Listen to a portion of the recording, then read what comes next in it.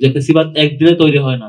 যেসব আচরণের মধ্য দিয়ে একটা দল ফেসিবাদ হয়ে ওঠে, সেসব আচরণ যখন শুরুতেই প্রকাশ পায়, তখনই যদি সকল ক্যাটাগরির মানুষ এসে সেটাকে ঠেকাইতে না পারি, তখন সে সবার উপর চেপে বসে। আসসালামু আলাইকুম ওয়া রাহমাতুল্লাহি ওয়া বারাকাতুহু।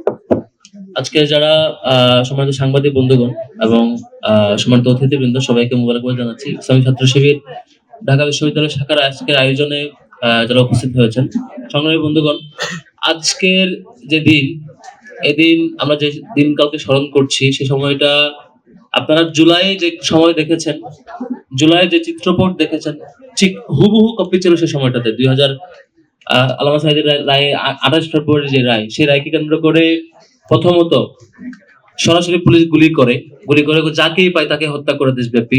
অল্প কয়েকদিনের ব্যবধানে 2 শতাধিক মানুষকে শহীদ করা হয়। এগুলো হচ্ছে পত্রিকায় প্রকাশিত তথ্য অনুযায়ী। এর বাইরে আরো কত মানুষ নিহত হয়েছেন, যাদের তথ্য, যাদের লাশ কিংবা যাদের তথ্য আমরা আহ পত্রিকাগুলোতে পাই নাই কিংবা এগুলো প্রকাশিত হয় না, এর বাইরে অসংখ্য মানুষ এরকম শহীদ হয়েছেন।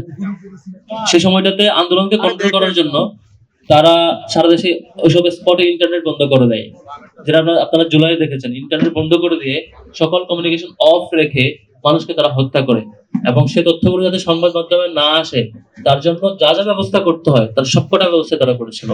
আপনারা হয়তো দেখে থাকবেন, কেউ কেউ হয়তো মনে করতে থাকবে, এই জেনারেশনে যারা আছেন, সম্ভবত ফ্যাসিবাদ মনে হয় 2024 সালে এসে হয়েছে বা 18-এর পরে এসে হয়েছে। বিষয়টা এমন না, সেই 2012-13 সাল থেকে শুরু করে আমরা এগুলো ফেস করে আসছি।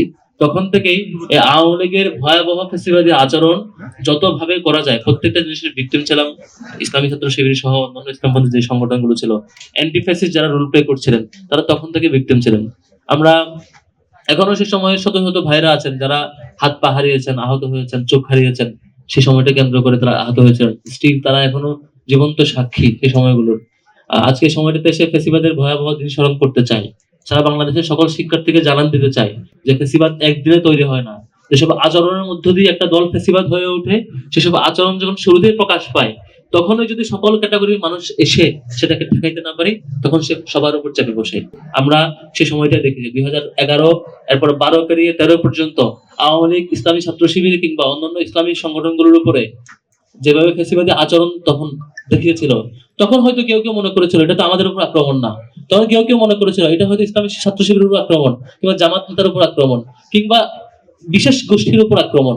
এমন করে ধরে নিয়ে তারা ইন্টারনেট বন্ধ করার প্রতিবাদ করে নাই, তারা প্রকাশ্যে গুলি করার প্রতিবাদ করে নাই, তারা দিন দুপুরে শিশু থেকে শুরু করে বৃদ্ধ পর্যন্ত যে কাউকে হত্যা করার যে ম্যান্ডেট তারা পেয়ে গিয়েছিল, প্রকাশ্যে দিবালোকে হত্যা করা, সেটা প্রতিবাদ করে নাই। আপনি দেখে থাকবেন 28 ফেব্রুয়ারি থেকে 5 মার্চ পর্যন্ত এই সময়টার মধ্যে যত টক শো হয়েছে, আপনি টক শো গুলো স্ক্রিনিং করবেন, টক শোতে এই বিষয় নিয়ে আলোচনা হয় নাই, পত্রপত্রিকায় আর্টিকেল এটা নিয়ে লেখা হয় নাই, বরং লেখা হয়েছে যে তাদের আন্দোলন কত ভয়াবহ এটা নিয়ে লেখা হয়েছে।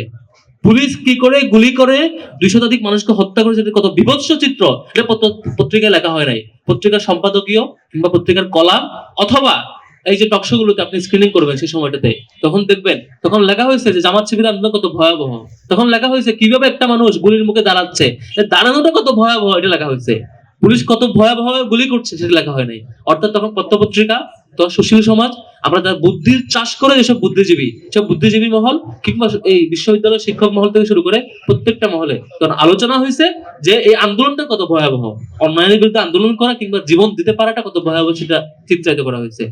তার আউটপুট আমরা পেয়েছি কি, তখন 200 মানুষ জীবন দিয়েছে, 200-250 মানুষের জীবন দেওয়াটা আপনারা তখন প্রতিবাদ করেন নাই, তখন তাদের পক্ষে দাঁড়ান নাই। বিনিময়ে পুরো জাতি সহ আমাদেরকে 2000 মানুষকে শহীদ হওয়া লাগছে, হাজার হাজার মানুষ শহীদ হওয়া লাগছে গত জুলাই। তখন আমরা থামাতাম, আমরা মাঠে নামতাম, হয়তো আওয়ামী লীগ এত ভয়ঙ্কর ফেসিবাদ হইতে পারতো না, তখন আমরা এত মানুষকে জীবন দিতে হইতো না 24-এ এসে।